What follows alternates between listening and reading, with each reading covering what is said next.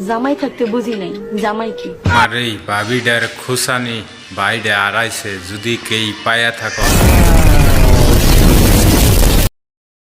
তুই এইরকম করে ডাক করবার নিস কি কর? আপনি শরম করে না?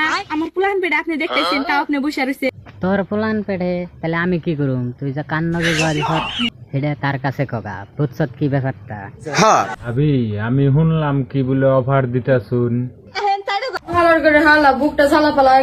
ও এই অফার, আমি আরো ভাবছি ডাইরেক্ট কোনো অ্যাকশন অফার আছে নাকি, এই অফারটা আমাকে বলতে পারে। তোমার ভাই 1 বছর হইলো আমাকে সাইডা চইলা গেছে। কি কইতাছি শুনো, ভাই যে গেল গায়ে অ্যাকচুয়ালি বাইরে যুদ্ধ করবার দিছিলে নাকি নরমাল হিসেবেই তোমারে থুয়া গেছে? জামাই থাকতে বুঝি নাই জামাই কি। ইস, মিথ্যে কথা। মেলবেনেলা কুত্তা এলো, ইস মিথ্যা কথা কইলেই হইলো না। জামান্যকে এমন কি নারাই করছো তোমারে থুয়া চইলা গেল? সারাক্ষণ খালি ঝগড়া করতাম। ও আমি শুনলাম ভাই তোমার শরীরে টাচ দেওয়ার নগে নগে তুমি নারাই লাগিয়ে দিছাও। তোমারে কি থুয়া যাব না? ভাই কি তোমারে বেশ্যা মাগি নগে নিয়ে যাবো? এখন বুঝি।